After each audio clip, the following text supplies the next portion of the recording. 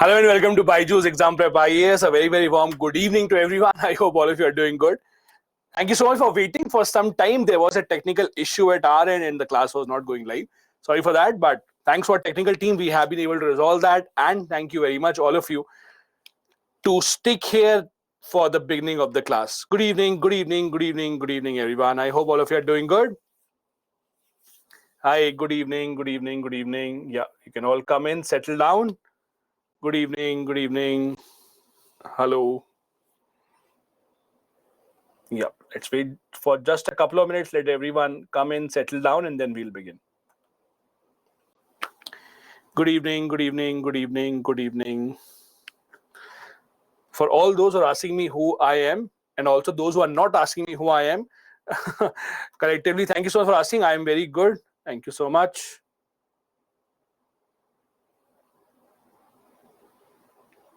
Good evening, good evening, good evening, good evening. Perfect. Okay. So just to clear once again, there was some technical issue at our end, nothing wrong at your end, because of it the class could not start on time. But then I think it's good for you because Tuesdays and Thursdays are pretty heavy for you, right? Especially if you are from the evening batch. So those who come in after the evening batch at 8:30, they'll have to run here. So maybe the machine, the server understood that, gave you a bit of break of 10 minutes, and then we are back again. So now we are back with our mains-based current affairs webinar. Today we will be discussing important topics that remain in the news in the last few weeks from GS1 and GS2. Let me first tell you what exactly are the topics that we will be discussing. These are the topics that we have taken up for your discussion. First, we'll be discussing the ruling of the Supreme Court on divorce, how they have changed the law. Also, the second topic we'll be taking up is the area of Nagorno-Karabakh. That is a lot in the news. It's because of the dispute between Armenia and Azerbaijan. Then we'll be discussing what the National Health Account figures. National Health Account estimates has come out that talks to us about how much money are people spending on their healthcare in India, how much money is the government spending on the people's healthcare. Then we have a topic from Yojana and Kurukshetra. We'll be discussing about the Startup 20 engagement group and how the Panchayat Raj institutions have been helping us with ground development. And in the end, we'll be discussing what exactly is the issue with the Nagaland municipal elections. These are the topics that we have taken up for today's discussion. As you can see, all of these extremely relevant from the examination point of view. Let's quickly start without any further delay with the first topic. Now, I'm very sure all of you who have been keeping a track of current affairs know the fact that the Supreme Court is a lot in the news. There are mainly two news stories because of which the Supreme Court has been hitting the headlines. One, as all of you know, Supreme Court is hearing a matter on same-sex marriage, right? I'm sure all of you are keeping an eye on that. Supreme Court is hearing a matter on whether same-sex marriage should be legal or not. But today's topic that we are discussing today is not about the same-sex marriage issue. Same-sex marriage is a topic that is under discussion in the Supreme Court. Once the decision comes out, we might be able to talk more about that. But right now, our focus is not on the same-sex marriage. Our focus is rather on what the Supreme Court has said now about divorce. Now, what exactly has the Supreme Court said? What is the issue all about? The usual law is in India, if you apply for a divorce, let's say there is a couple, husband, wife, they want to go apply for a divorce. The usual law is that the family court will tell you to have a 6-month period. So the family court usually gives you 6-month separation period. So for example, there are husband and wife that go there and they say that we want to be separated. The court will say take 6 months of time, remain separated, and see if you still want a divorce or not. The logic is maybe people did not really want a divorce. The situation was as such that they were not thinking clear. This is the usual occurrence. However, what has happened in this case, why this is in the news is, Supreme Court now has said that we have the power. We means the Supreme Court. Supreme Court has said that they have the power under which they are waiving off the 6-month period. Waiving off means letting it go. Supreme Court is saying that they have the power to grant immediate divorce rather than asking the couple to wait for a 6-month time period. This is why it is in the news. That rather than asking the couple to wait for 6 months, now they can get immediate divorce. Now, you might ask that this divorce, marriage, these topics, especially about divorce ruling, they are not that relevant for the examination, right? However, what is relevant is Article 142. This is why we are discussing this. We are not discussing this matter because Supreme Court decided how to give divorce or how to not get divorce. We are more concerned about Article 142 and what are the powers that Article 142 gives to the Supreme Court of India. If you have read Indian polity, you all would have read about Article 142. Article 142, in short, gives power to the Supreme Court to give any order or any decree that will ensure complete justice in any case. Let me repeat that. Article 142 says that the Supreme Court can give any order if that order brings complete justice. If that order brings complete justice, then the Supreme Court can give this decision. Now, this is where it becomes extremely interesting. What do you mean by complete justice? There is no clarity on that. There is no definition of the term complete justice. What do you mean by complete justice? Critics say this gives the Supreme Court huge amounts of power. This gives the Supreme Court the power to actually decide on whatever case that they want. This is where the situation becomes very interesting. I'll give you a simple example. In fact, I'll give you two examples rather than one. First example that I want to give you is about the Ayodhya case. Now, I'm sure all of you know about the Ayodhya case. In the Ayodhya case, the Supreme Court had to decide a very simple thing. The Supreme Court had to decide the piece of land which is disputed, it belongs to the Hindu side or should it belong to the Muslim side. That was the only thing that the Supreme Court had to decide. That this piece of land on which the structure is built, this belongs to the Hindu side or this belongs to the Muslim side. So what did the Supreme Court do? Supreme Court decided that this belongs to the Hindu side, full stop, that is fine. But they did not stop there. They went one step ahead and the Supreme Court said, under powers given to us in Article 142, we also are now asking the UP government to give 5 acres of land to the Muslim side somewhere in Ayodhya so that a mosque can be built. Now, if you see this, Supreme Court only had to decide this land, the land in question belongs to whom. But what they have done is they have not just decided about that land's ownership, they have also gone one step ahead to decide who exactly is the one that should take over, or the government should give a compensatory piece of land to whom exactly. I'll give you one more example. Do you know a few years back, or a few months back rather, it was compulsory that whenever you used to go to watch a movie, there was national anthem played and you had to stand up and only then the movie would begin. That was also not a law by the government of India. There was no law of the government that said this. It was again the Supreme Court that said this. So there are very interesting examples of how Supreme Court has actually used this power. The problem here is this power goes against the concept of separation of powers. See, India and India's constitution very clearly talks about separation of powers. Separation of powers means there are 3 arms of the government. There is the legislative, there is the executive, and there is the judiciary. And all these 3 have different functions, and ideally, they should not interfere with each other. But because of Article 142, what the judiciary has done is they have given a lot of orders, a lot of decisions that the government doesn't like. Government thinks that it is their power. How is it that the Supreme Court is deciding certain matters? This applies to the current ongoing case where the Supreme Court is hearing the matter of same-sex marriage. as we discussed, same-sex marriage as an issue is right now being challenged in the Supreme Court. There are petitioners who want this same-sex marriage to be allowed in India. The government of India said when the case started that it is the parliament that should decide whether marriage of a certain kind is allowed in India or not. The judiciary should not decide that.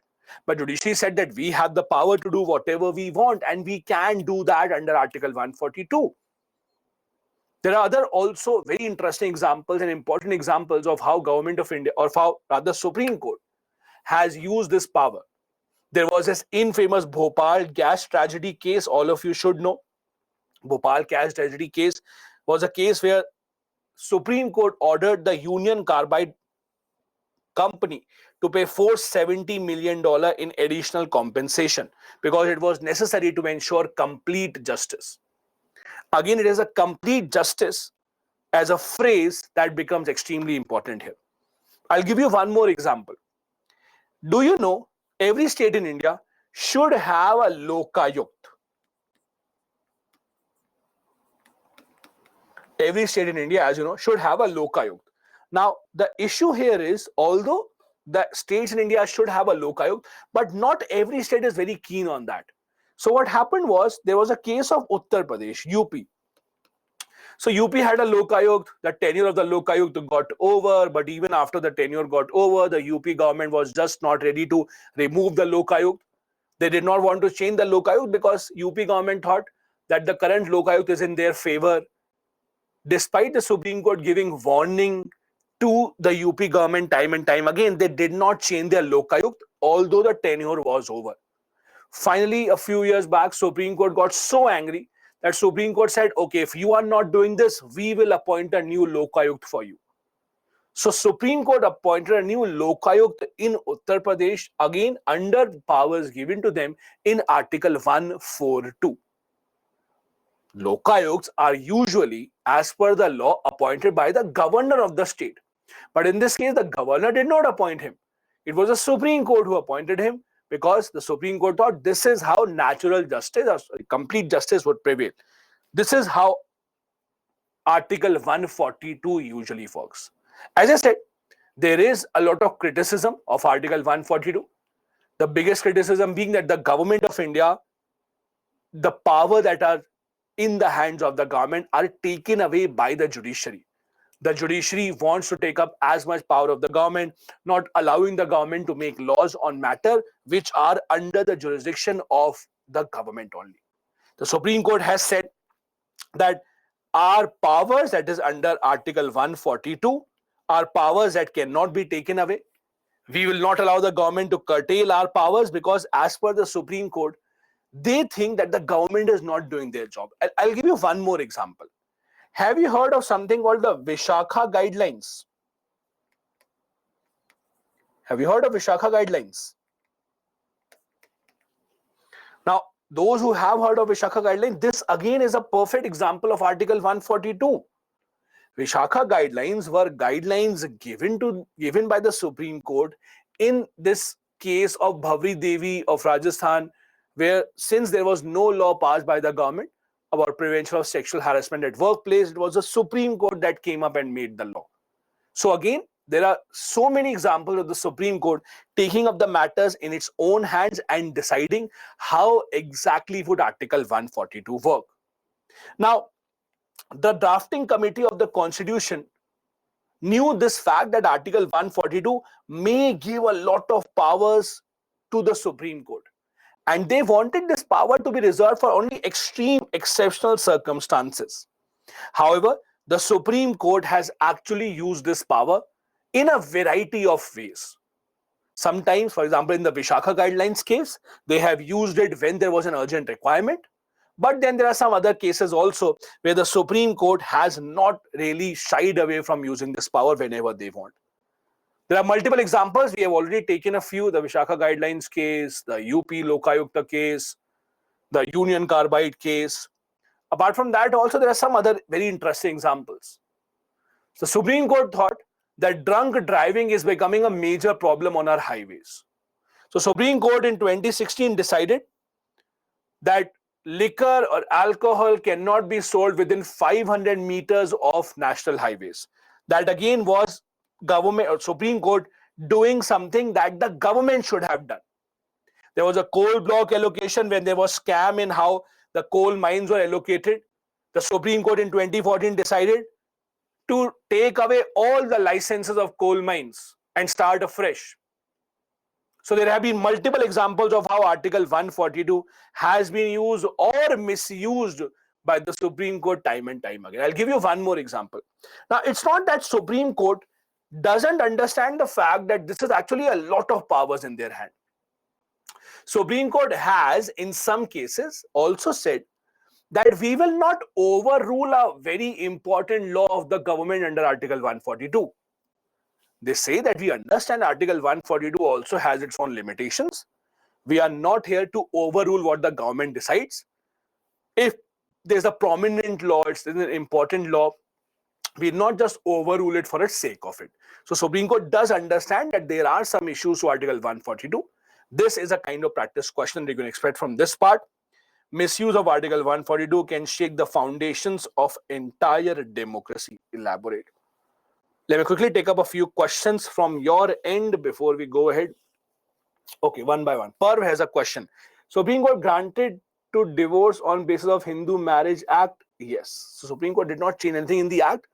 The only thing that the Supreme Court did was they said that the waiting period of 6 months, we can remove that if we think that the situation is so bad that the couples, even when they live together or separately for 6 months, would not make a difference. Then I have a question from Amit. Supreme Court has said same-sex marriage is allowed. No, Amit. No, you're jumping the gun. Supreme Court is hearing the matter, whether same-sex marriage will be legal or not. You may be confused with Section 377. So remember, same-sex or homosexual relations in India are valid. They are not decriminalized now. So if someone is in a homosexual physical relation, that is fine. That is not illegal. But same-sex marriage is still not legal in India. Then Ashish is saying central government have the power to dismiss this law, and under which article? No, central government cannot dismiss the law. What the central government can do is, if the central government doesn't like a Supreme Court judgment, what they can do is they can amend the constitution then. That will result in the judgment going void. So if the Supreme Court judgment is not acceptable to the government, if they don't like it, what they can do is they can amend the constitution. Then Kishan is saying, is it not like judicial invasion when judiciary is interfering and legislative demarcation in rampant like election commission appointment decision, collegium decision, same-sex marriage, which is eroding legitimacy of government? I'm not sure, Kishan, what your question is. What you said is, yes, it's a factual comment. See, the issue is it depends on which side of the aisle you are sitting right now. If you are on the side that thinks the government is not doing their job properly, or government is not looking into the rights of everyone, then yes, the judiciary has the responsibility to come in and intervene, which they do. This is what the Supreme Court's argument is. For example, the Vishakha guidelines were introduced because government itself was not ready to bring in any law of that kind. If you are on the other side, which says that no, democratically elected government should have all the powers, then yes, you would not like it. The debate will always be open. There will always be some people who think this is wrong, this is overreach of the judicial power, but the other people who are usually critics of the government will usually accept what the Supreme Court is doing. Vimal is saying, why don't government dare make any laws regarding such a crucial matter pertaining to women's safety? You mean to say about prevention of sexual harassment? If that is your question, the government has made a law now. It's a 2013 law that does exist now. Why they don't do it, I don't know, or why they delay it, I don't know. But now we do have a law. Yeah, Vishakha guidelines, again, Vishakha guidelines later on became the Prevention of Sexual Harassment at Workplace law, the POSH Act as you call it. POSH Act is a result of Vishakha guidelines only. Okay, those who are asking how to approach this question, let me quickly tell you. So basically this question is about Article 142 going against the concept of democracy. This is where you have to write about the doctrine of separation of power being misused, the matters that they should. Also, the way forward in such cases is that the government and the judiciary should understand each other's role. The government and judiciary should understand that if you follow the provisions of the constitution, that is, follow the concept of separation of powers, only then a stable and successful country can be set up. Usually in these cases, way forward has to be a very idealistic statement, which you know would not happen in real life, but it has to be a very idealistic kind of a statement. Musharraf, irretrievable means something that cannot be corrected, that has gone so bad, it has become irretrievable. If this is a piece of paper, you write with a pen, pencil, you can erase this also, but when you write it so much, you cannot erase it. So the paper is irretrievable now.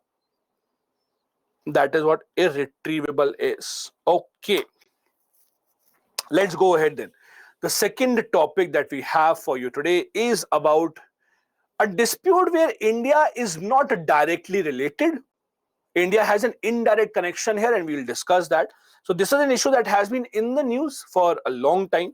In fact, if you look at the history of this dispute, it's a very, very long, old dispute that has been going on.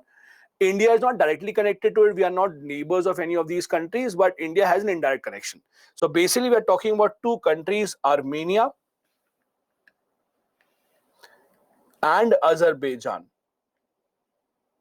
So these two countries have an issue. There is an area called Nagorno-Karabakh. Let me first show you the area before we come back here. So if you can see here, or I'll show you a better map. So if you can see here, this is Azerbaijan. And now over here, this area, as you can see, this is an area called Nagorno-Karabakh. Okay. So now about Nagorno-Karabakh, there is a dispute right now between Armenia and Azerbaijan. It's not a new dispute, it's a very old dispute that has been going on. Now, just to give you some context of the thing so that you can understand it better. Azerbaijan, it's an Islamic country. Armenia, Christian country. Both of these have been parts of USSR. So when we had USSR, both of these, Armenia and Azerbaijan, were members of the USSR. Now what happened was, when USSR got disintegrated, at that point of time, this area, Nagorno-Karabakh, was actually given to Azerbaijan. Now the problem with this area is, this area, although it's in an Islamic country, but this is actually a Christian area. So the population that lives here are mostly those people who connect themselves much more with Armenia as compared to Azerbaijan. So these people living in Nagorno-Karabakh, according to them, if given a choice, for example, they would rather be in Armenia rather than be in this part of Azerbaijan. Now this is where the issue now starts. So as I said, it's a very old issue. If you go back, it's a very old issue. Now why exactly is it in the news? Let me tell you why is it in the news. So what happened here was, recently there was a war that was fought between the two sides. Now when this war was fought, this was just a couple of years back. When the war was fought between the two sides, Azerbaijan won. Okay. And even though Azerbaijan won, there was a kind of a compromise. A compromise was that from this area, we will have a road connecting to Armenia. So this will be a connecting road to Armenia. That was a compromise. That from this region, we will ensure that at least those people who are connected to Armenia, who have some families there, they can go there. Now, why is the topic in the news? Why am I discussing this right now? Because what has happened is, Azerbaijan has blocked this road. Azerbaijan has blocked this road. Azerbaijan is saying that no, we do not want this region to have any connection with Armenia. This road is called the Lachin Corridor. The Lachin Corridor is a road that has been blocked now. This is where the problem has started. Armenia calls this region as Astrsak. Nagorno-Karabakh is a usual name used internationally. For Armenia, they call it Astrsak area. Now, if you actually see, in this particular area, Armenians believe that since they have their historical ties in this particular area, they deserve to be connected to this area. Now, this Lachin Corridor has been blocked off. As per other countries who were involved in the negotiations, Russia, for example, USA, all these have been involved in these negotiations. None of these are happy because they think that Azerbaijan is now going against what was negotiated earlier. Armenians, they are Christians mainly, they want Nagorno-Karabakh to be included there. Now, this is another interesting part of the issue. Why exactly is this area so important for both? The reason why it is important is it has a lot of very important resources. It is a forested area. Azerbaijan as a country itself has a lot of oil and gas. And since Azerbaijan itself has a lot of oil and gas, they believe that even in the Nagorno-Karabakh area, there will be a lot of oil and gas. And that is why none of the two sides are ready to settle this dispute. Azerbaijan thinks that this is their area, they should not have to give it back to Armenia, while Armenians think that this is an area which has ethnically belonged to them always, and they do not see any point in leaving this area with Azerbaijan. The other part of the story here is how exactly is it that this area is governed? Please understand, this area has a kind of an autonomous government. Azerbaijan does not control this area completely. Although it is a part of Azerbaijan, if you can see on the map, but the Azerbaijan government, the provincial government was displaced by the local people. The local people were not happy about it. So this area has their own autonomous government as well. Although it has not been accepted or recognized with most countries, however, Nagorno-Karabakh area does have their own autonomous government. Now, this dispute goes back to over 100 years. It starts from the era of the Ottoman Empire, where Ottoman, Persian, Russian, the Tsar Empire, all of these fought over these areas. However, we don't have to go back to that history. Let's come back to the contemporary era.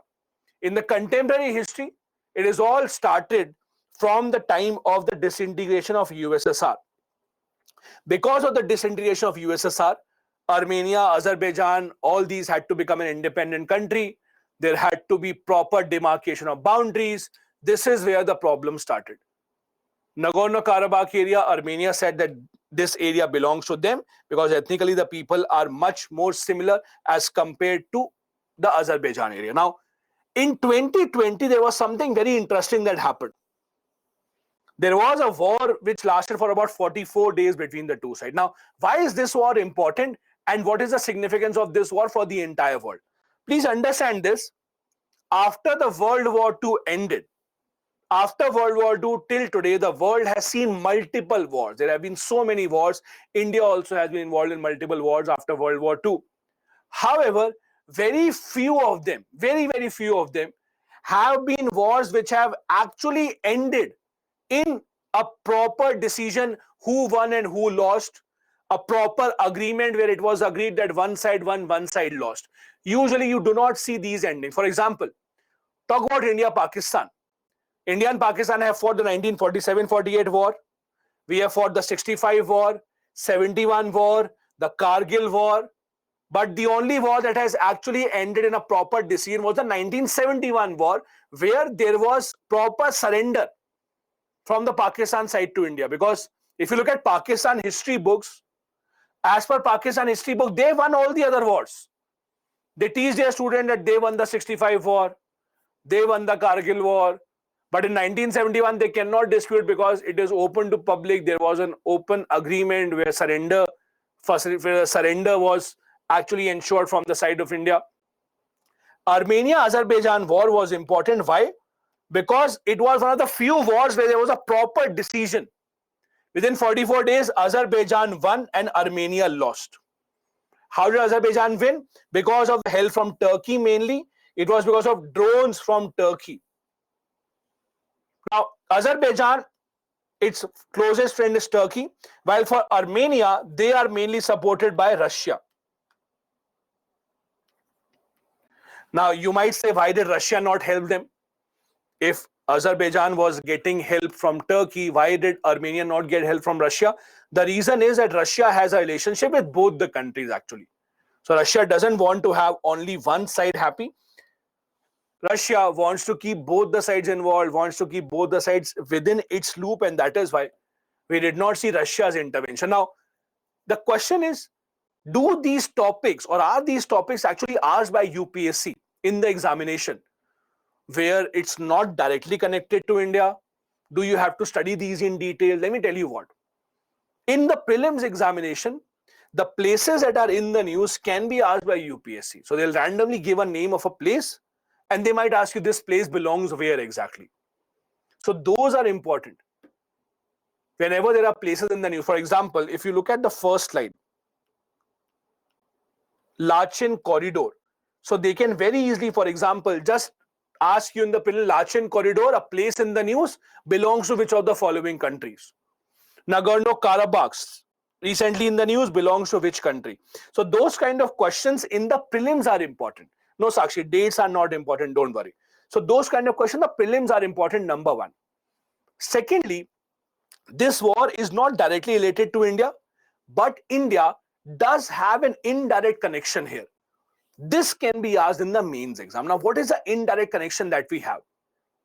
The connection is, as we discussed, Azerbaijan is one of those countries that has a lot of oil and gas reserves.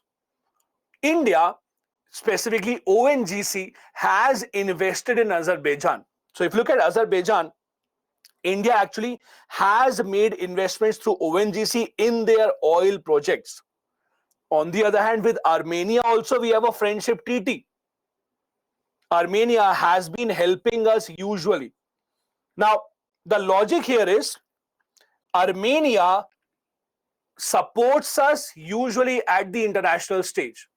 So, be it the Kashmir issue, be it the UNSC, etc., we usually have these kind of topics, and Armenia usually has always been in support of us.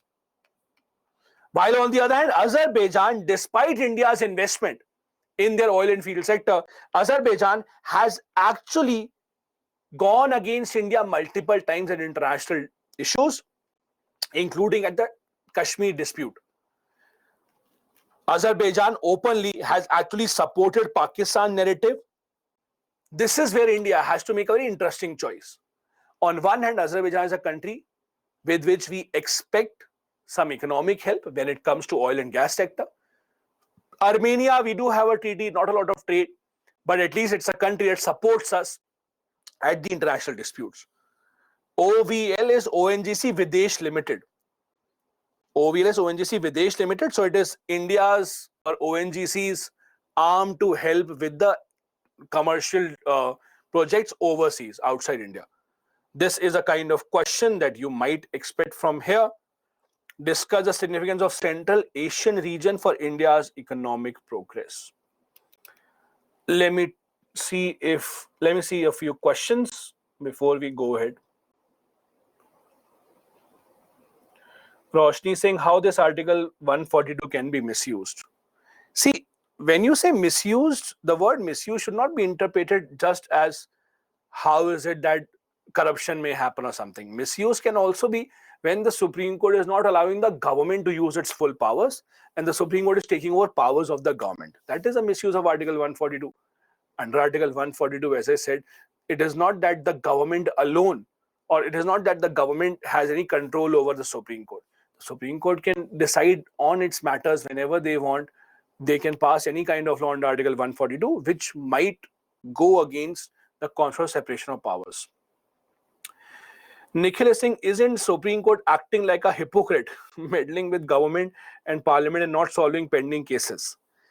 My only suggestion is, in the mains examination, please refrain from using such words. It might not be very helpful for you. So yes, I agree to the fact that they are not focusing on their primary responsibility, and there's no defense, there's no defensive strategy there. I can't defend the Supreme Court, but yes, I would suggest you let's not use these words. Then Akshay is saying why Supreme Court doesn't talk on controversial topics. See, what is the Supreme Court? Supreme Court depends upon the judges who are right now at their post. So if there's a certain judge who wants to avoid these topics, they will. If the certain judge doesn't want to avoid these topics, they will not. As simple as that. So when you say Supreme Court is not doing this, Supreme Court is not doing that, it really depends on who is the Chief Justice of India, what are the judges and what is their priority. For example, a lot of judges, should I say this with utmost respect for the Supreme Court, because I don't want to be jailed.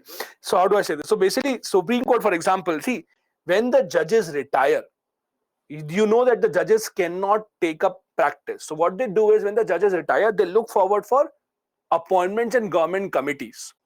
It's a kind of an unsaid understanding between judges and the government that those judges who have been close to the government, when they retire, they are appointed in many committees so that they can earn money, they can have a better life, etc. This is also a problem where many judges don't go against the government. Then I have a question. Why aren't laws made for benefits of citizens and not being misused? I would really advise you, you're preparing for an examination where you have to write facts. So for example, a statement like, our laws are not being made to help the citizen, it's a very generic statement. If you don't have a fact, if you don't have a report that proves that, please don't write these statements. So I can't say the laws are not being made for benefits of the people. They are being made for benefit of the people. Every law has a power to be misused. Every law has the power to be good, as simple as that.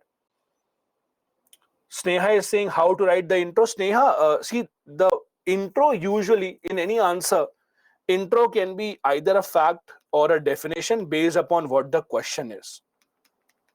So for example, in this question, there's nothing that you can define. If you really want, you can define what is Central Asian region, or you can start with a fact. Fact, for example, how, let's assume the government of India has been focusing a lot on Central Asian region in the past couple of decades, those kind of stuff.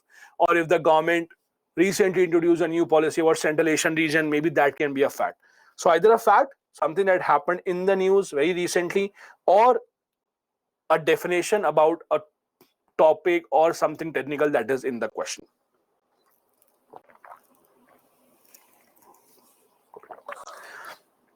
Those who are asking about the way forward, see, not every answer will have a way forward. Way forward is just the most ideal approach. For example, if there's a question about way forward in Central Asia, the way forward is what? To establish better relationship with as many Central Asian countries as possible, to focus a lot more on the projects, to focus a lot more on organizations such as the SCO, which give us a connection to the Central Asian region, as simple as that. So way forward has to be very idealistic. You are not expected to give a kind of a suggestion that will change the future of the country entirely just on a piece of paper. So don't worry. When you write about way forward, you don't really have to write about something which will actually change the future of the country. It's very generic, just like a very generic in way forward, idealistic, what should happen, that should be good enough. Okay, let's move ahead then. Arun is saying, is a fact necessary for every question? Arun, I just told you what should be a good intro. These are just suggestions. If you think there's a better intro or some other intro, you can go ahead with that as well. It's not that you have to go ahead with fact only. If you can define, if there's a definition, you can go ahead with that as well. It depends entirely upon you. Sakib, generic means basic information. Generic means, for example, if you ask me, how is your friend? And I say, my friend is doing good. This is generic. Rather than telling you exactly what exact facts. That is generic. Okay, let's go ahead then. The next topic that we have is about National Health Account. Now, what exactly has happened? Why is it in the news? What exactly is it that we want to talk about? So basically, this is a report that has come in from the side of the government of India that talks about facts, figures, mainly in the field of healthcare. For example, this has facts about how much do people usually spend on their healthcare in India. How much is it that the government spends on the healthcare in India? All these are national facts or national health account figures. Now, this report has come in recently from the side of Ministry of Health and Family Welfare. This is the 7th National Health Account Estimate, which has a lot of data. Now, this is a report that is published by a lot of countries around the world because WHO, the World Health Organization, suggests that these countries or every member country should have this kind of a report. Now, what are the important outcomes in the report? Let's try and understand this. First, out of pocket expenditure and how has it changed. Now, what exactly do you mean by out of pocket expenditure? See, when you fall ill, if you fall ill, for example, and when you go to a hospital, you go to a doctor, over there, either you have an insurance, so the insurance company, the insurance policy takes care of you, they pay for your treatment. But on the other hand, if you don't have insurance, or if your insurance is of a lesser amount and the bill is higher, then obviously you would have to pay. This is called out of pocket expenditure. So out of pocket expenditure is when you, or how much do you have to pay from your pocket. Now, the higher the out of pocket expenditure, the better indication it is that not many people have health insurance. So what has happened is, in 2014-15, 62.6% of Indians were paying out of pocket. Now that has gone down to 47.1% in 2019. Now there are two ways to look at it. There has been an improvement. Ideally, in a country that has good healthcare, the lesser the out of pocket expenditure is, the better it is. The logic is simple. The more that you would have to pay from your pocket, the worse it would be for you. So it is better that the insurance company pays for you. So on one hand, it's good that out-of-pocket expenditure is declining. That means more and more people are now taking insurance. But this is where you have to understand. See, in India, who takes health insurance, or how do people take health insurance? If you're working in the corporate sector, if you're working in a good formal organization, then your company itself will give you health insurance. So usually if you're working in the formal sector, you will have your health insurance. There are very few people who actually take health insurance while paying from their own pocket. Either you are so rich that the government will actually help you, or sorry, either you are so poor that the government will help you, or on the other hand, you work in the formal sector, the companies or your employer will give you the health insurance. But there is a very, very few section of the society that actually pays from their own pocket for health insurance. You can look at your parents, your grandparents, etc. The situation is improving, but it is still a long, long way to go. In countries such as US, for example, out-of-pocket expenditure is not even 10%. In US, almost every single person has their own health insurance. There is hardly anyone in the US who would not have a health insurance. But in India, that is still to increase. Ideally, this number should be as low as possible. Ideally, this number should be as low as possible, because only then people should be able to not have a huge economic impact on their pocket just because they are going to the hospital. Second important fact, government health expenditure. How much is the government spending on healthcare? Now, this used to be 1.13% of GDP in 2014-15. This has increased to 1.35% in 2019. Now, can you tell me what is the ideal figure suggested by Finance Commission? Finance Commission has suggested what should be the ideal figure. How much percentage of GDP should the government spend on healthcare? Any idea what number is that? How much percentage of GDP should the government spend on healthcare as per Finance Commission? Okay. So as per the Finance Commission, what they suggest is that we should aim for at least 2.5% of GDP. This is what Finance Commission has said, that 2.5% of the GDP at least should be spent there. Now, what happened was, please remember, these numbers are before the COVID-19 pandemic. If you can see, the numbers are 2019-20. So this is before the COVID-19 pandemic. So what happened was, after the pandemic, for at least 1 year, 2021-22, government expenditure on healthcare increased, because as you know, the entire healthcare sector was under a lot of stress. So at least 1 year after the COVID-19 pandemic got over, the government did increase its expenditure on health considerably. However, unfortunately, it has again come down. And the problem is, in a country such as India, when you're a developing country, you don't have a lot of money, the government has to prioritize. We only have a limited amount of money. Where do we spend it? Do we spend it on buying weapons? Do we spend it on healthcare? Do we spend it on education? Do we spend it on space programs, food subsidy, petrol, so on and so forth? So all these decisions are what the government has to make. Now, apart from that, there's also something called general government expenditure. That is the general government expenditure done in healthcare. That is apart from just ensuring that the government is spending on hospitals, this also includes government schemes. For example, government schemes can be Ayushman Bharat Yojana, etc. So those schemes where the government is spending money, that has also increased. It has gone to 5.02% of the GDP. So government has increased this also. That is their overall expenditure. Apart from this, the total health expenditure, when we say total health expenditure, that means total money being spent by both the government and the private sector, both of them included in the healthcare sector, that has also gone up considerably. Basically, in each and every one of these factors, the numbers have gone up. Now, you might have this question, do we have to remember all these numbers? Do we have to remember all these percentages, all these facts? See, the fact is it's not easy to remember all these numbers or all these facts. So what you do is usually from the examination point of view, from the mains exam point of view, you try and remember just one or two. For example, the out-of-pocket expenditure is important. Try and remember that. Or the government's healthcare expenditure, that is also important.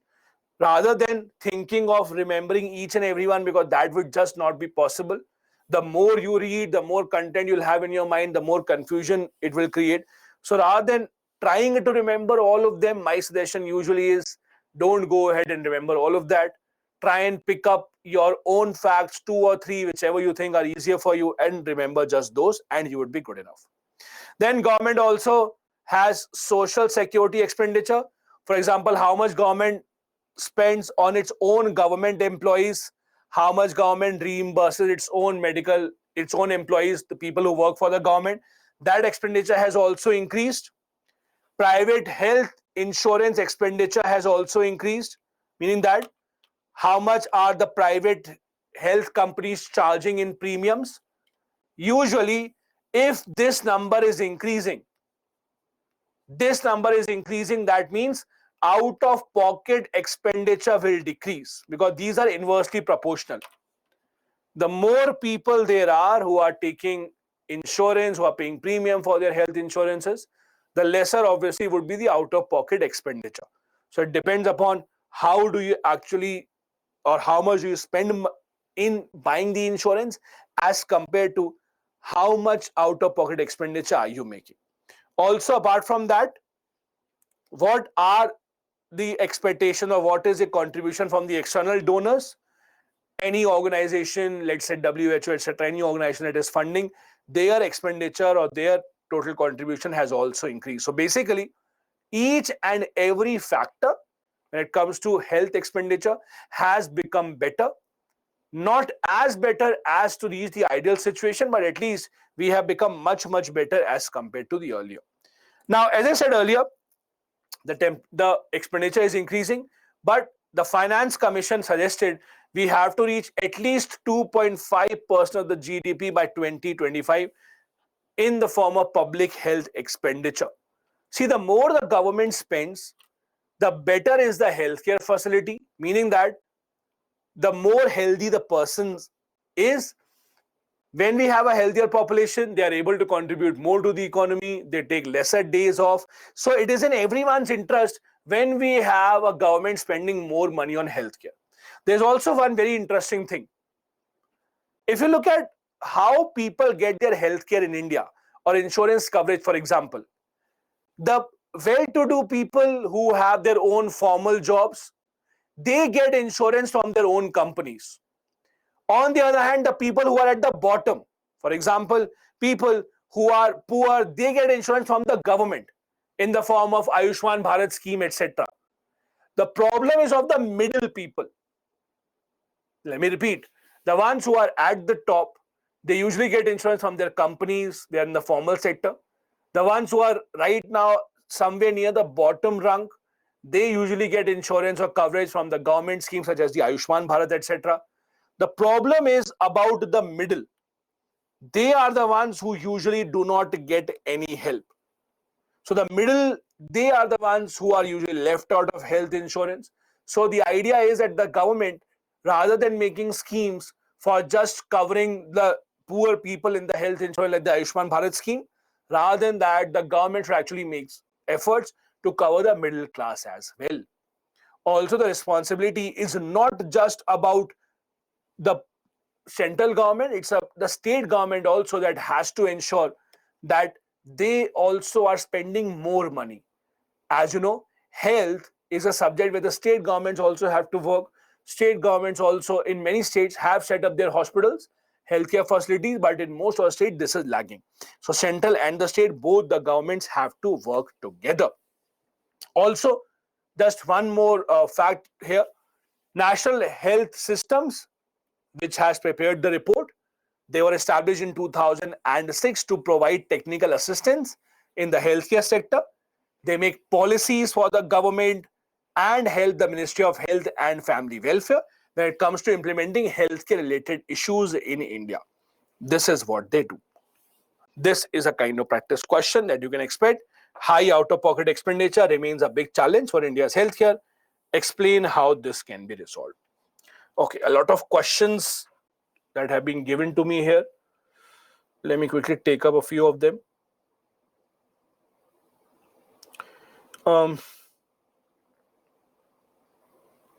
Himanshu saying, as India is a secular country, why is India government giving priority to religion? I don't think they are. If you think that they are, then prove it. Again, please do not write statements without facts, without any data that you have, because you might feel something, but just because you feel it doesn't mean the UPSC will give you marks for that. So if you feel in a certain way, if you have facts, if you have certain reports, only then go ahead with that. Then I have a question, why are there so many wars in the world right now? Can UN do something? See, the issue is there have always been wars. It's not that we don't have wars. We did not have wars earlier. There have always been wars. The issue that you have to understand here is that if you actually look at the place where the world is right now, every country right now is running after as many resources as possible. As the population of the world grows, as a resource crunch becomes problematic, you would obviously have a situation where countries want to get their hands on more and more resources. To get their hands on more and more resources, the countries are opting for all these kinds of wars or disputes, etc. At the end of the day, it all comes down to power and resources. Can the UN do something about it? I do not think so.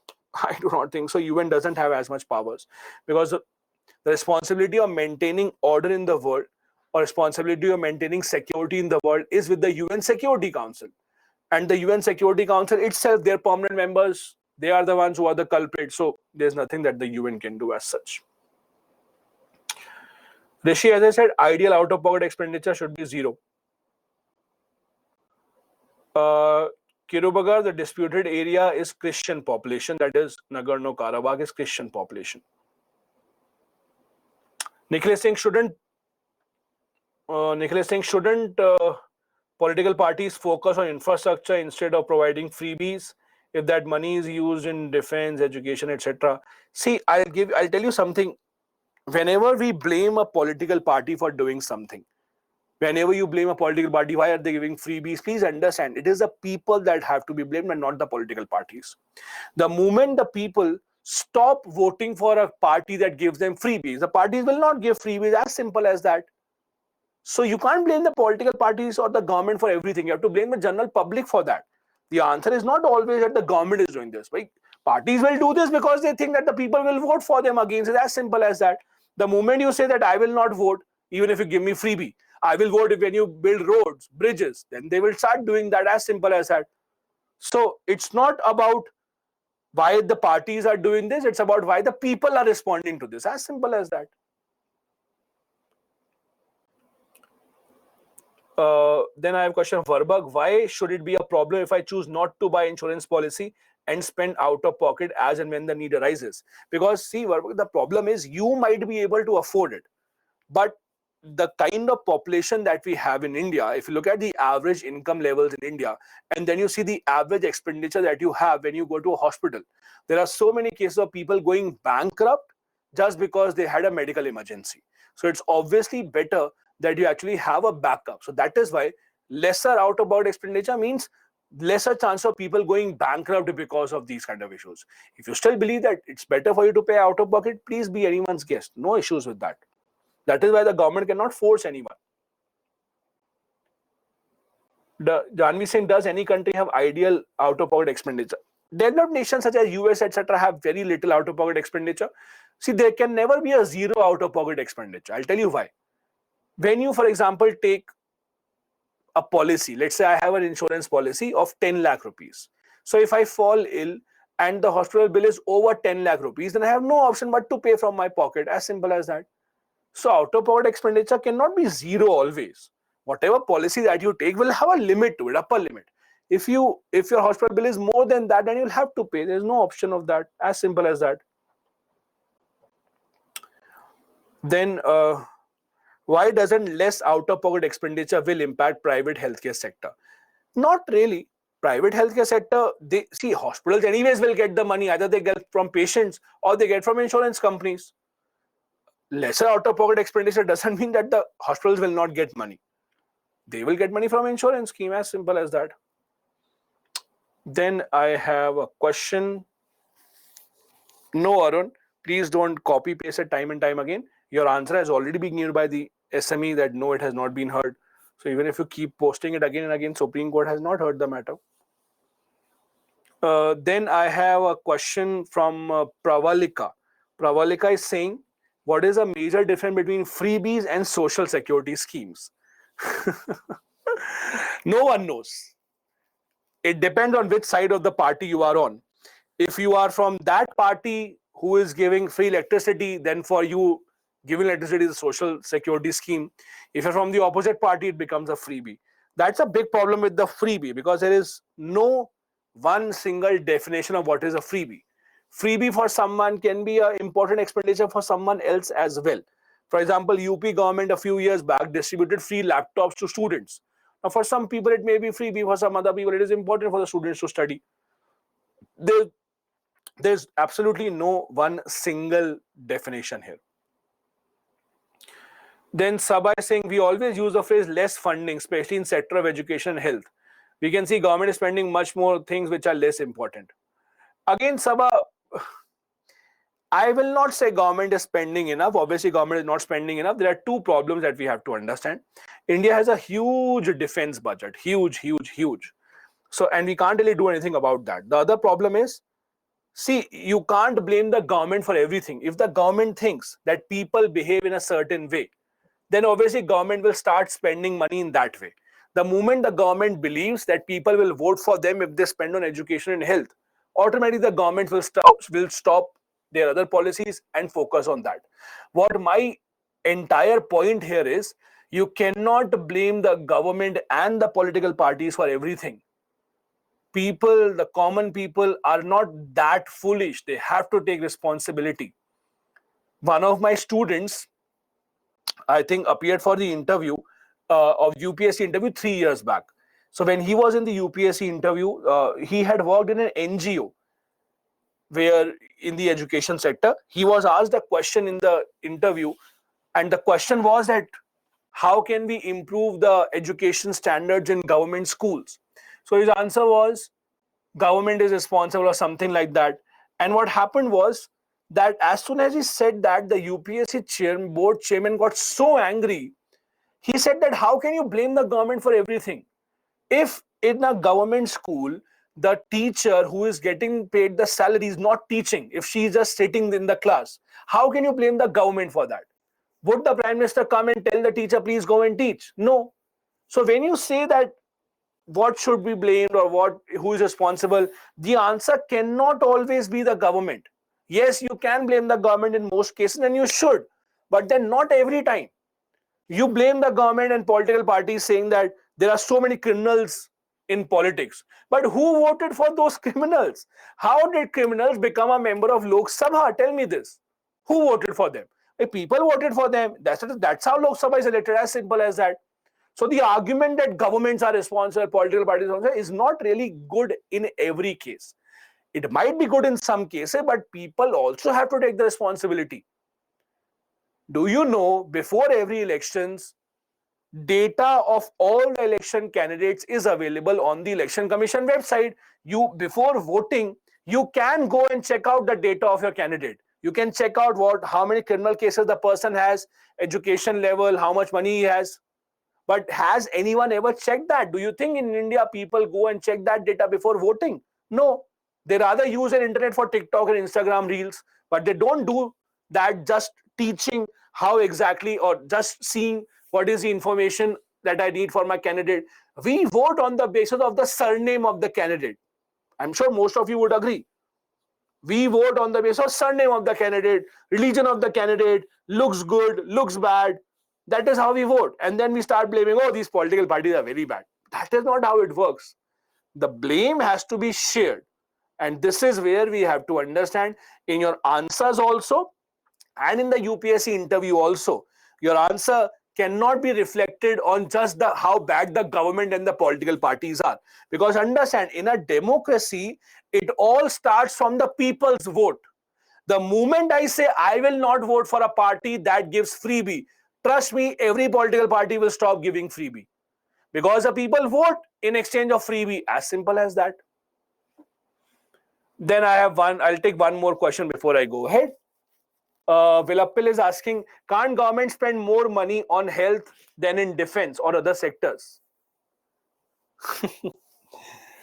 In a hypothetical situation, if China attacks us and the government tells you we do not have tanks, why? Because Vilappil told us not to spend on defense, spend on education. So we have many educated people, but we don't have weapons. Can we throw the educated people towards China to fight the war? What do you think would happen?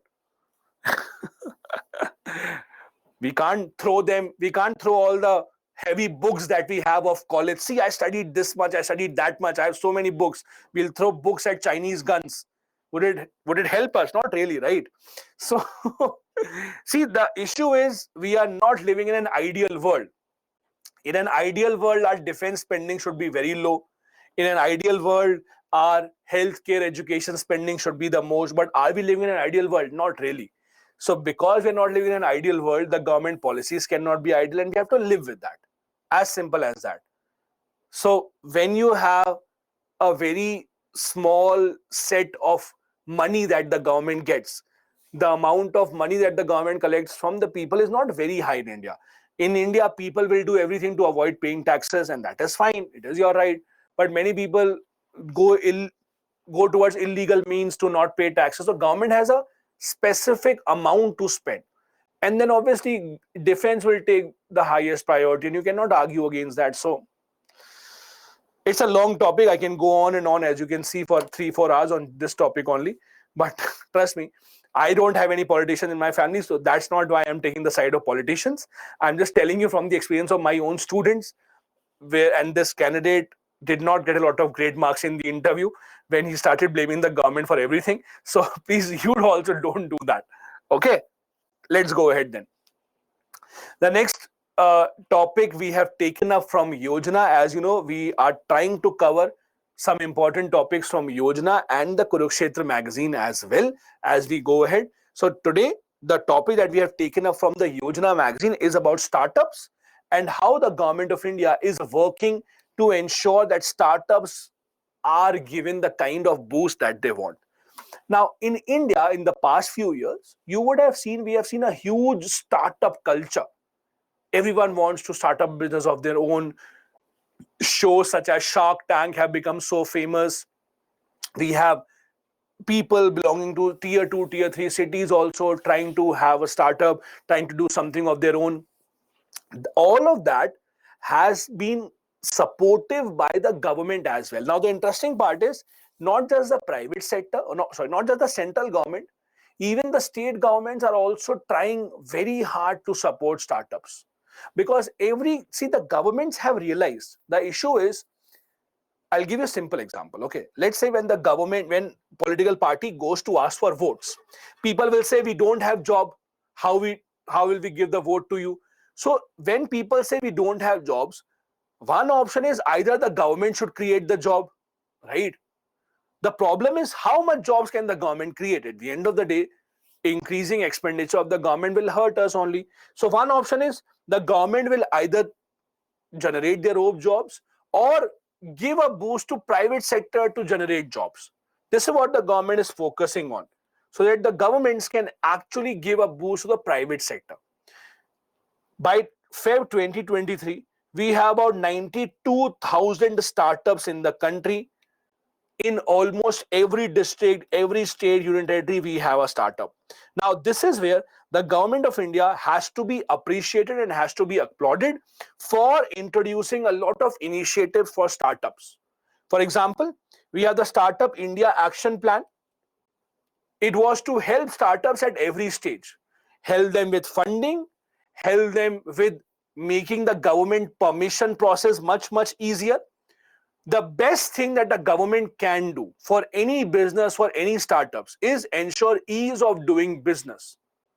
Usually, if you go back a few years and you wanted to, let's say, open up some startups in India, you had to take so many permissions. With every single department, you take permission from the labor department, you take permission from commerce department, and you take permission from environment. There were so many permissions that were required, and at every single step of the way, there would be some bureaucrat taking their own sweet time. Launching a company in India used to take many, many months. And now what has happened? I'll give you an example of Telangana.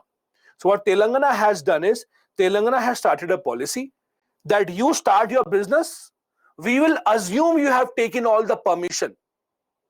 This is what Telangana is saying. Their new policies, you start the business in Telangana, we assume that you have all the policies. You start your business, and with time you can take all the other policies. Many state governments and the central government is also doing this. Government's own Department for Promotion of Industry and Internal Trade, they have also been helping to set up infrastructure to ensure that whenever these kind of permissions, etc., are asked, the government gives these permissions easily. Government has ensured that foreign direct investment becomes easier in India. Government has ensured that investment laws become much more easier. And this is, as I said, not just happening at the central government level, this is happening at the state government level as well, because the government wants to make more job providers in the country. The objective of the government is that government should not be pressurized to create jobs. See, there is no country in the entire world that can say we are successful because our government has given a lot of jobs to our people. There is absolutely no country. At the end of the day, a successful country will only be successful if common people become entrepreneurs, they set up their businesses, and they offer jobs to the fellow citizens. No country can become successful on the back of the government only being able to give so many jobs. No government can give so many jobs. Even when they do, it will be an added pressure on the citizens, because when someone gets a government job, after a time and they get pension, they get government benefits. When you get a government job, you can't even be removed. So there is no point of government increasing its own jobs. It's always better for the government to give a push to the other sectors so that they can provide the jobs. They also have funding schemes for startups. We have the Startup India Seed Fund Scheme. For example, the government also made sure that if you go to the banks, it has become much, much easier for you to now take loans. We have the Startup India scheme. There's something called the Stand Up India scheme as well.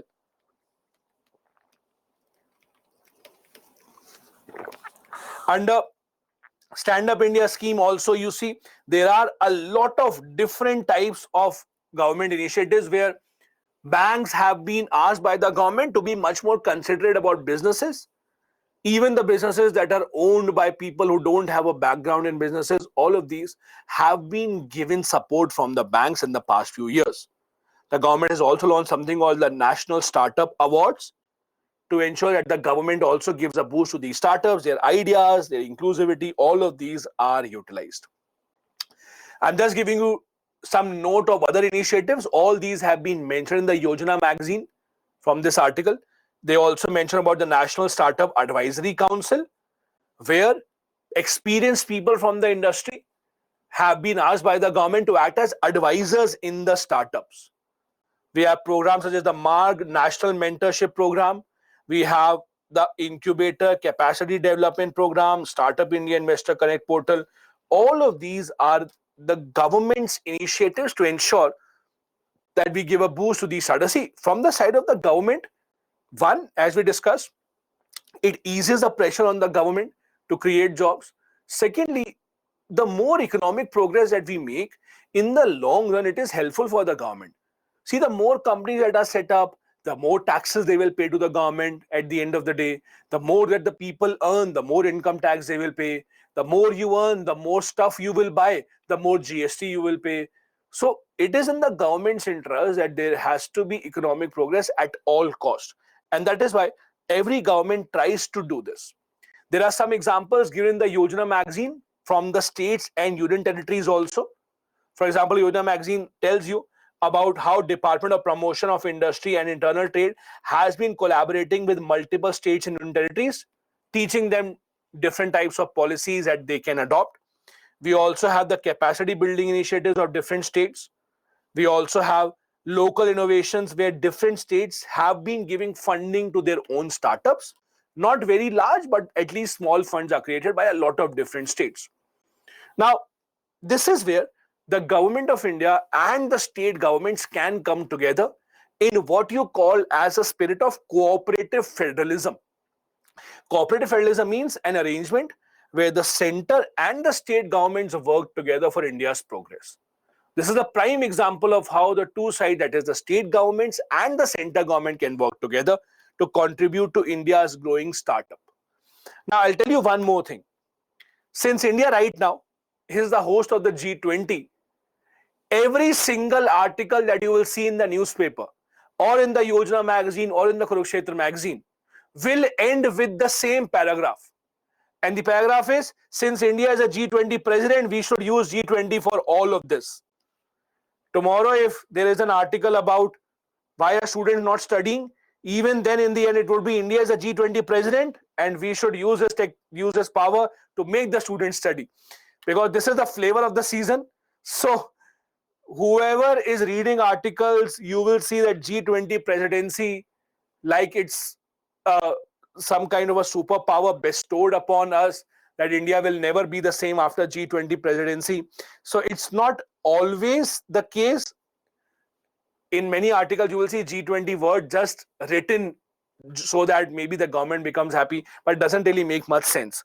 Here also, we do see in the Yojana magazine, because Yojana is again at the end of the day a government magazine. So they do say G20 presidency will be used to collaborate with other countries, to innovate, etc., etc. But all of these things have happened or have always been happening even before India was a G20 president. So it's not that collaboration will only happen because now G20 tag has been bestowed upon us by the Almighty. That is not the case. The G20 is just, it's a rotating presidency that had to come to India. If not today, then maybe after some years, it had to come to India. So it's not that G20 presidency has to do something with India becoming a startup superpower. It's the same and it will always be that way. Whew. This is a kind of question that you might expect from the Yojana magazine. How has the government acted as facilitator? I'm sure I've given you a lot more points than you would know, than you would actually need for this kind of a question. Okay, let me take up a few questions. Rishi, how to remember so many schemes? Rishi, you can't remember so many schemes as simple as that. No one can. What you can do is see maybe what are the schemes that are in the news in the last year or so. For every government scheme, let's just make a kind of a table, 3-4 columns. For every government scheme, for example, number 1, remember which ministry is running this. Then second thing that you have to remember is what is the target of the scheme. Target means, for example, do they want to achieve something by 2024, by 2030? Let's say they want to eliminate a disease by some year. So what is the target? And third thing, remember, what exactly is the audience? Means what are they focusing on? Are they focusing on, let's say, rural areas, urban areas, women, SC, ST, entrepreneur, disabled, whatever? Just remember these 3-4 things and you will be good to go, don't worry. Otherwise, see, if you try and remember all the government schemes, you will end up not remembering any. So you have to make a choice. Just make a choice, okay? Then I have a question. Rashida is saying, government started startup, but the country India is a developing country. Why have they not become developed nation? Okay, so I'll tell you, for those who know, great. For those who don't know, there is no definition of developing or developed. A country itself decides if you are a developing country or a developed country. So tomorrow, if India wakes up and Prime Minister comes on the scene and says, Mitro, India is a developed country from today, then nothing will change. India can't do that. So basically, there's no definition of developing or developed. Tomorrow, we can call ourselves developed country. We very easily can. We call ourselves a developing country because what happens is, I'll give you an example. Girls might not be able to connect with this. Boys will be able to connect with this better. Remember in schools and colleges on the day of the exam, when your friend used to ask you, how much did you study? And you'll always say, oh, no, I have not studied anything. I have not studied anything. I'm very weak in this. You will never say you have studied everything. You want to project yourself as an underdog. Why? So that you get advantage. Right? That is how it works. Even when you get the marks, you will always say, oh, no, I did not write anything. I don't know how I got the marks. I did not write anything. So what happens is, countries also work the same way.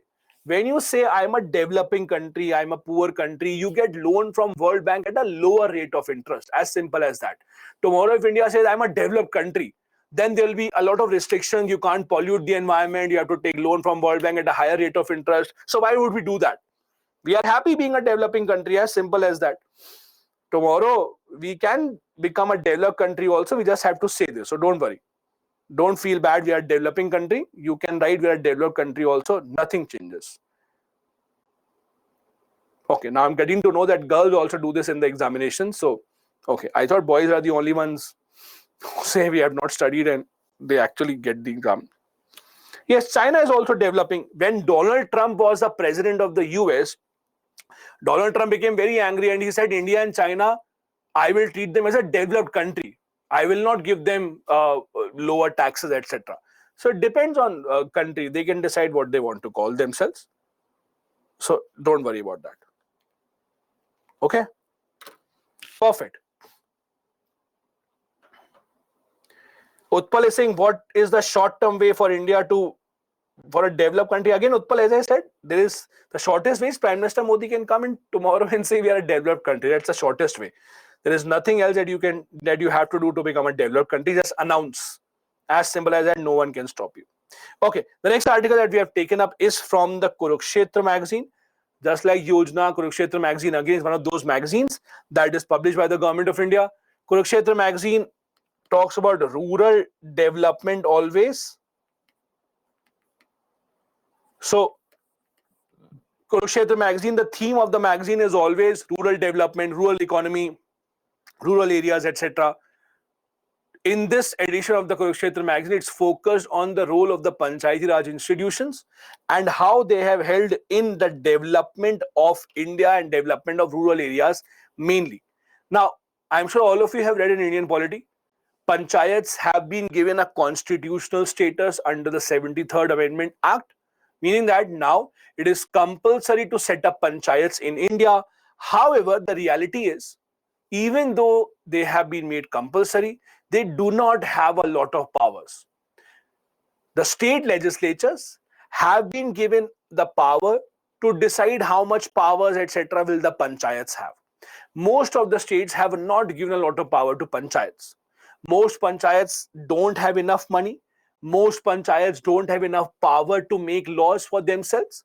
Most panchayats have not even been given the power to make their own development plans also. So panchayats, how successful or unsuccessful they are, it really depends on the state government. because it depends on how much power the state government is willing to give to them. For example, you look at Kerala. Kerala is a very good example of how panchayats have actually worked well. Because in Kerala, panchayats have been given some powers, they have been given some resources for development and planning as well. Now, in certain states, panchayats have been extremely helpful. For example, they have ensured public participation in decision making. How? You know what is a Gram Sabha?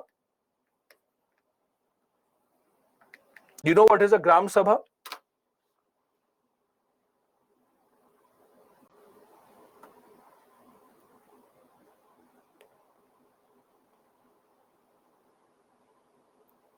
Nikhil has a good question. Nikhil, see, everyone, it depends on how you view it. Nikhil is asking, what is the advantage of becoming a developed country when you can't even get cheap loans? See, the concept is, let's say if you are rich, there are some people who want to tell the world that they have money, and then there are some other people who don't want to tell the world that they have money. So it depends on how you view your power. So everyone knows Gram Sabha. So Gram Sabha basically means the assembly of all the voters in the village.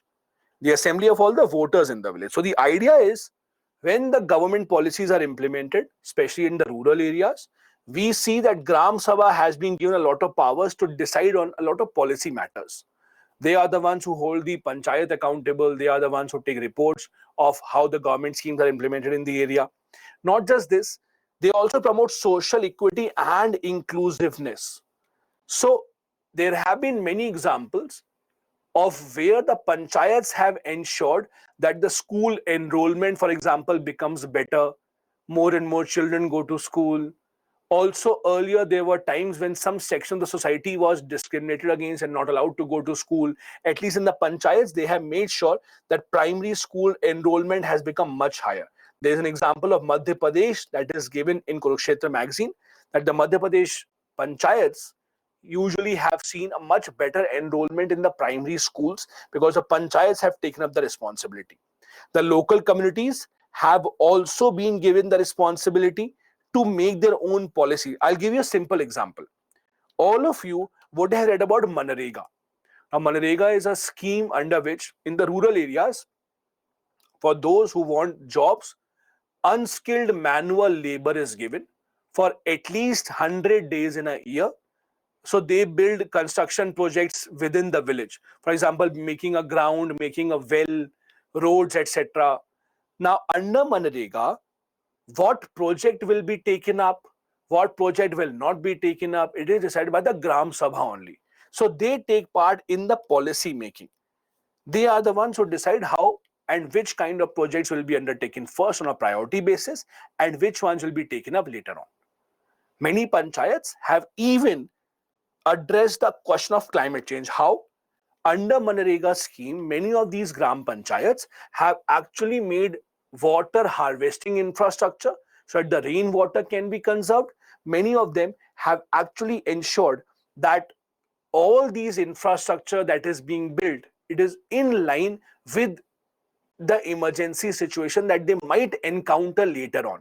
So they have built sheds, etc. For example, they have built a higher pedestal if there's a flood, for example, in the area where the people can be secure. They have ensured that their local schools, etc., have become much more important, much more stable and robust in infrastructure. All these are initiatives taken by panchayats. There are multiple examples in this edition of the Kurukshetra magazine. In Madhya Pradesh, as we discussed, the school enrollment ratio has increased considerably because of the panchayats. Many panchayats have made sure that everyone in the society, even those who were discriminated against earlier, they are given proper healthcare facilities. Many panchayats are even getting help from the self-help groups to generate some employment opportunities in the rural areas. So poverty elevation has been ensured. National Rural Livelihood Mission, Manrega, etc. All these have become kind of instruments using which the panchayats have ensured that people's economic status becomes much better within the country. They have also ensured that Gram Sabha meetings are held so that everyone is aware of what kind of changes are being made. I'll give you a very simple example. Okay, this is something that I know personally of, so I'll be able to tell you this example. So there's a very famous village in Rajasthan called Tilonia. If you are from Rajasthan, you may know this. If you're not from Rajasthan, you may not know this. You can search about it later on. So there's a very famous village in Rajasthan called Tilonia. It's near Ajmer. So if you go to train, you go to Ajmer by train and then you go to Tilonia by road. I've been there. So basically what has happened is, in Tilonia village, what has happened is there is an NGO called Barefoot College that has adopted this village. Now in this village, everyone living there, they most of them are uneducated, but they have been trained to make solar panels, to make solar cookers. They have entire village where water harvesting takes place. They have so much water conserved that even if for many months they don't have any water, they'll still be able to sustain because they have stored so much water.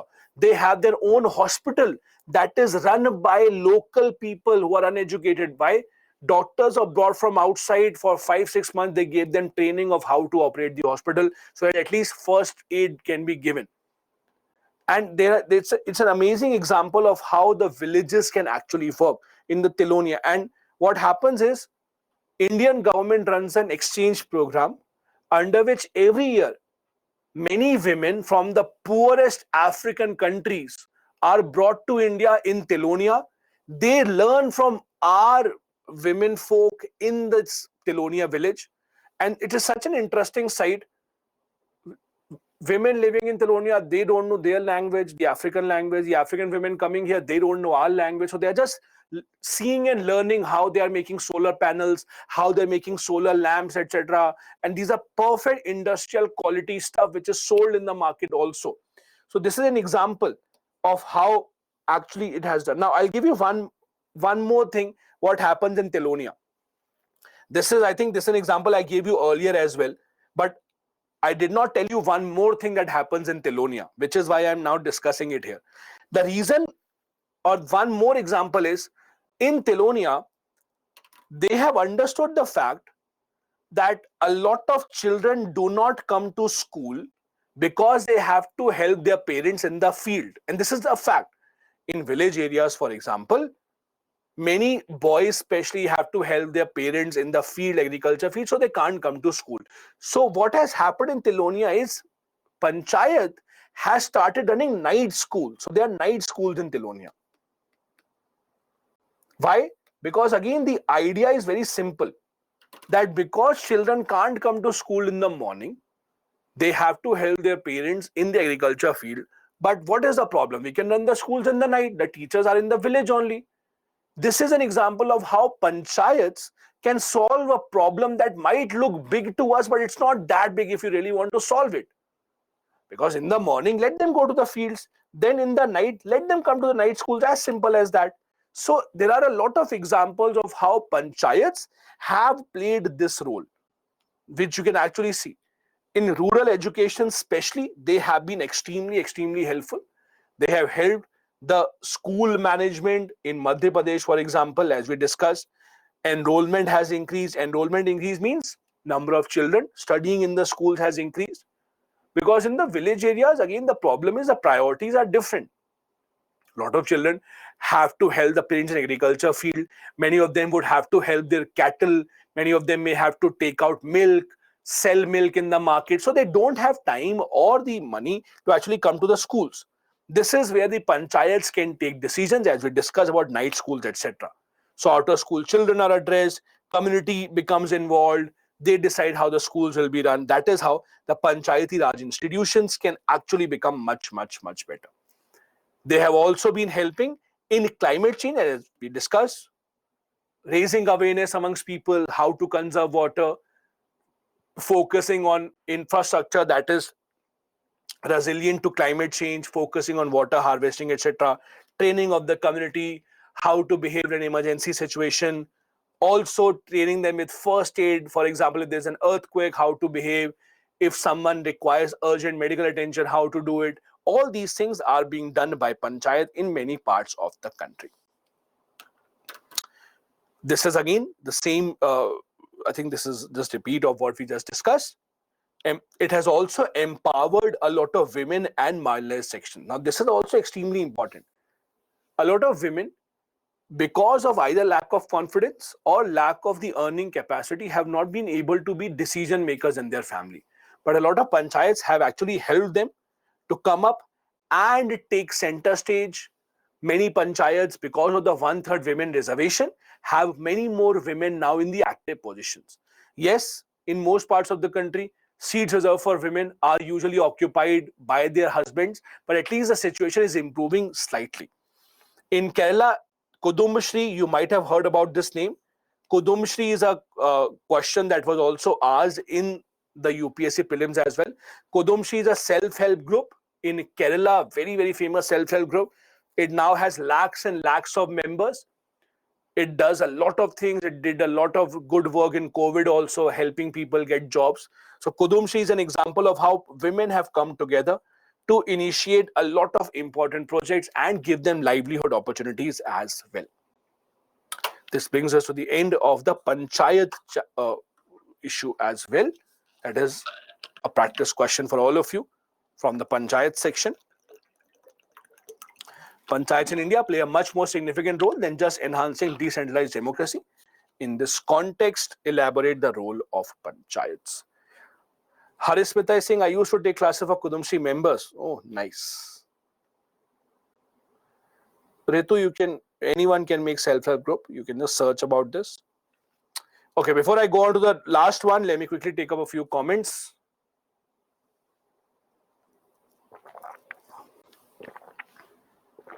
Vimal has a question. Recent decrease allocation Manrega has left enough money to sustain only for 26 days of employment, your opinion? Yes. So basically, when the recent budget was introduced, the allocation for Manrega was much lower as compared to earlier. I'll tell you the government's argument. The government is saying that the reason why we have reduced the budget is we are giving budget to other schemes like PM Awas Yojana. So they are expecting the laborers to go to the other schemes. On the other hand, the government is also saying that it's whenever the budget is announced, it's never the final budget. If the money is over, for example, in the year, they can always have supplementary grant. They can always add on to that. So in the last year, for example, also when the budget money got over, when 3-4 months were remaining, they passed the money bill to ensure that they were able to get more funds. So I would only reserve, or I would only comment on that once the Manrega funds end and the government refuses to refill them. But yes, if they would have given more funds initially also, it would have been better. Then I have a question. People want to see the question. This is the question. Then Jay is saying, please let me know, can politicians give any promises and offers as just to get vote? Are they allowed to do so? Unfortunately, yes. The Election Commission has been making certain comments that you should not do that, but there is no law as such that prevents you from making promises. The only thing that you can hope for is that people will use their common sense before voting, but there is no law right now that prevents anyone from sending or from promising whatever they want. That is how we live. Okay, these were the questions I had for me. Perfect. Let's go on to the last one then. The last one is a very interesting issue from Nagaland. Now, what is the issue all about? It's a small issue. Let's try and understand this. As you all know, just like panchayats in the municipalities also, 1/3 seats have to be reserved for women as per the 74th Amendment Act, right? That is a law. All the states in the country have to follow this. 1/3 seats have to be reserved for women. Now, what has happened in Nagaland? In Nagaland, the locals are just not ready to accept this. So the case of Nagaland is, in short, the Nagas are saying that they have Article 371A that gives them special status. Now, what exactly is this? Just as there was special status given to Jammu Kashmir under Article 370, Article 371A gives special status to Nagaland. Now, what does it say? It says in simple terms that the government will not make any law that goes against the customs, rituals, and traditions of the Nagas. So if they have been following their custom traditions for a long time, the government will never make a law that goes against it. In short, the Nagas are now saying that if you look at our customs and traditions, we have never had women in the position of power. So how can we now have them in position of power? So we do not want this women reservation. This is the simple question. Nagas are saying that Article 371A allows us to maintain our custom, to maintain our rituals, right? On the other hand, they say that our customs, historically, we have never had women at the position of power, at the position of decision making. So how can we have them here now? That is why they are not in favor of giving any reservation in the municipal elections to the women. Now, if you look at the history of municipality in Nagaland, it started in 2001. In 2001, there were elections conducted for Nagaland's municipality without any reservation for women. Later on, the government amended the law, giving 33% reservation to women. But since then, the elections have not been held. It has been over a decade now, ever since the government announced 33% reservation for women. There has been so much violence against this that they're so serious about this issue that people have even been killed just saying that we do not want any reservation for women. Now, the matter has become so serious that the Supreme Court has told the Nagaland government that it is your responsibility to provide 1/3 reservation to women, just like 74th Amendment Act says. However, the government is so scared of the common people now. The government is so scared of the Naga tribes right now that they are willing to go against the Supreme Court and not give reservation. So Nagaland government right now is in contempt of the Supreme Court, despite the Supreme Court saying that we actually need to have 1/3 reservation. The Nagaland government is still not accepting it. Nagaland government is saying that no, we will not accept it because again the Naga tribes, the locals are not in favor of it. According to them, the Naga customary law procedures do not allow any women as such to be in the decision making bodies. And since they are not in decision making bodies, they should not be allowed here, even in the municipalities. When the earlier polls were held in 2004, there was no reservation for women. When reservation was allowed in 2006, after that, the polls could not be held. There was so much violence that people were even killed. September 2012, the government took back women reservation. After that, the Supreme Court had to step in. Even when the Supreme Court has forced the government to ensure 1/3 reservation, they have not been able to do that. Now, this is where the problem is, that this seems to be going against Article 371A. 371A that gives them the power to preserve their culture. Now, the question is everyone in Nagaland against this law? Or are there some organizations that are actually supporting this 1/3 reservation? There are some organizations, mainly the ones that are run by women. There is something called the Naga Mothers Association. So Naga Mothers Association reservation, we want women to be empowered, but it is not happening in Nagaland because males are in overwhelming majority. The Nagaland government also knows that when the elections come in, it is the same population who will come in to decide who will vote or who will get the votes in the state. So at the end of the day, the Nagaland government is not ready to take that chance. This Article 371A was not a part of the original constitution. It was inserted later on by 13th Amendment of 1972. Now, in this Amendment Act, the Parliament said that we will not interfere in the matters of Naga religion or social practices. Their customs, rituals, traditions, all of them, the customary laws, can go ahead just like the way they have always been. Why was this introduced?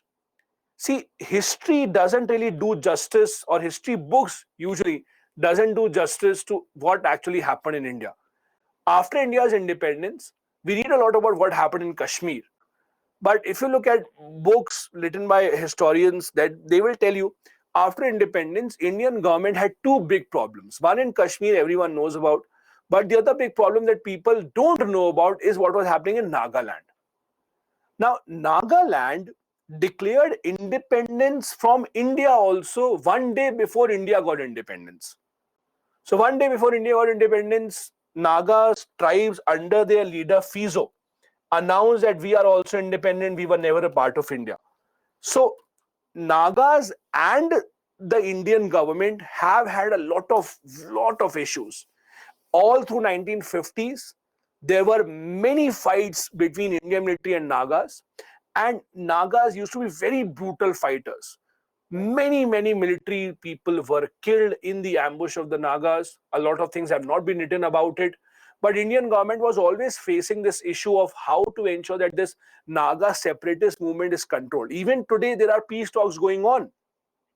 But at that point of time, one thing that the government did was to ensure that Nagas do not have this feeling that we are taking care, or we are overtaking their customs and traditions. The government wanted to give them a freedom that, see, we are preserving your culture under Article 371. We are promising you, we will not take away ownership or transfer of your land.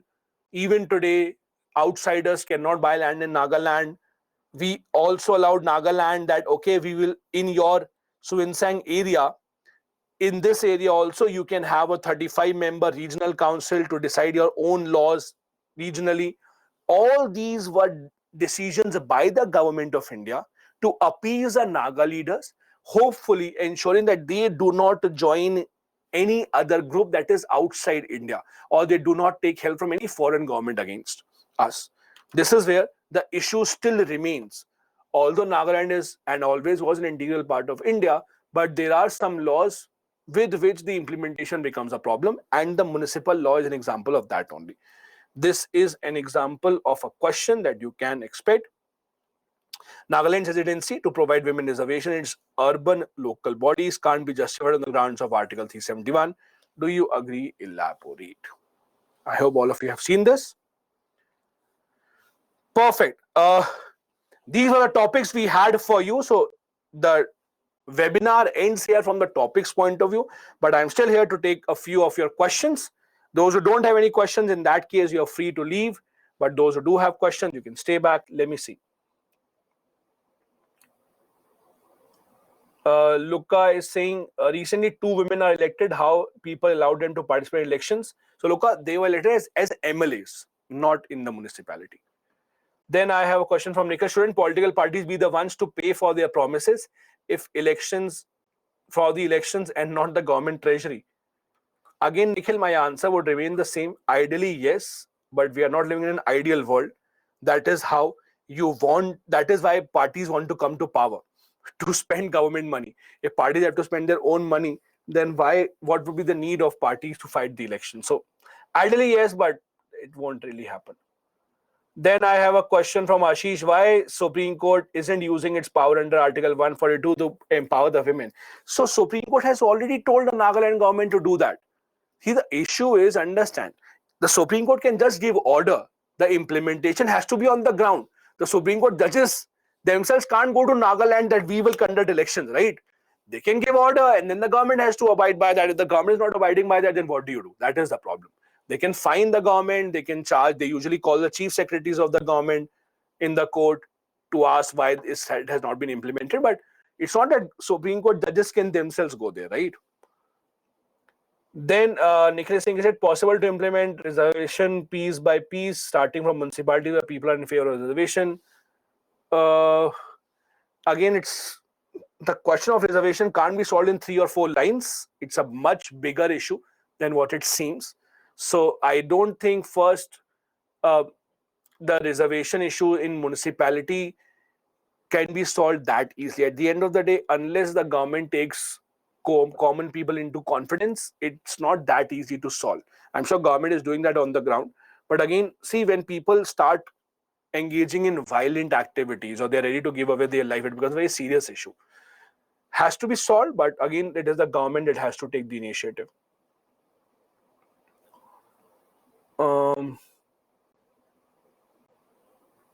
Okay, this particular question, Anjana, Snehal, some people have been asking how to write answer to this particular question. What are some of the points? So basically, you have to again justify this on the grounds of, first, you have to talk about 74th Amendment Act, one-third women reservation. You have to talk about women rights, how women deserve equality in Nagaland as compared to other parts of the country. When other parts of the country are providing women rights, you cannot argue that these kind of rights cannot be given. Thirdly, you can also argue that just because culture has to be safeguarded doesn't mean that everything that has been happening historically is good. For example, historically we have had child marriages in India. Historically we had sati also in India, but that doesn't mean it is good. So whatever is a part of your culture has to be conserved is not a great idea. With changing time, you have to change it. This is where you can write point that the government has to interfere and make sure that just like cultures in other parts of the country have evolved over times, in Nagaland also the same has to be done. Alina is saying why India is holding on to Nagaland if it is demanding too much. How important is Nagaland to India? Again, let's not frame it that way. How important Nagaland to India? Nagaland is a part of India. No country would give away even an inch of their territory to any country, as simple as that, unless it becomes absolutely necessary that there's no option just to stay them back. But again, the government will try every single thing to ensure that our territory remains ours, as simple as that. Mehak is saying, can't we make a law as we have to qualify an exam to be an officer? No. Democracy doesn't mean the most educated people make the law. Remember, democracy means the people elected by the people make the law. Education is not a criteria in democracy, so no. If you really want to make a law, I would suggest you please don't study for the exam, study for the elections. Maybe that is better.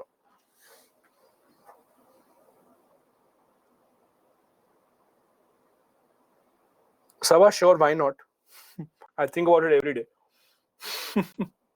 Sneha saying, how can we empower these women? Again, at the end of the day, the government has to take an effort. So it has to be from the side of the government, central government, state government. See, what happens is, the good part is that BJP, that is the central government, has governments in most of the northeastern states. So they can actually interfere and resolve issues. But it has to come by talking only rather than forcing it on anyone. Divya saying, should we respect Naga's culture or women's empowerment in Nagaland? What might be the way forward? Again, it has to be, as I said, women empowerment, because just because something is a part of culture doesn't make it right automatically. Then again, way forward, those who are asking way forward, conclusion, all of that has to be government talking with the central government, talking with the state government, talking with the stakeholders, leaders of the community, religious leaders, and then convincing them. That has to be the way forward. No, Kiran, there was Hindu analysis today also, yesterday also, every single day there was Hindu analysis. I'm not sure why you missed it. On 2nd of May, we did not have Hindu analysis, but apart from that, we have had Hindu analysis. Okay, Muskan is saying, if according to Article 371A, if it is not providing seat to women, will implement in Nagaland means every state will say women doesn't sit in proper. But then every other state isn't given the same protection that Nagaland is given, right? Nagaland is given this protection under Article 371A. So it's not that every state is given. So it's not that every state will start demanding. They are demanding it on the basis of a law. Okay, one last question from Arun. What could be the intro of this? Again, what is in the news? You can say that recently the Nagaland government, despite the Supreme Court interference, has not given one-third reservation to women, bringing back the question of Nagaland municipal elections. Simple. So whatever is in the news, you can start with that as a fact. Perfect. So these were the questions given to me. I hope you learned something new today. I hope you learned a lot about some new topics. Thank you so much for joining in. Do join in for these webinars Tuesdays and Thursdays, same time. Thank you so much. Have a good day ahead. Bye-bye. Jai Hind.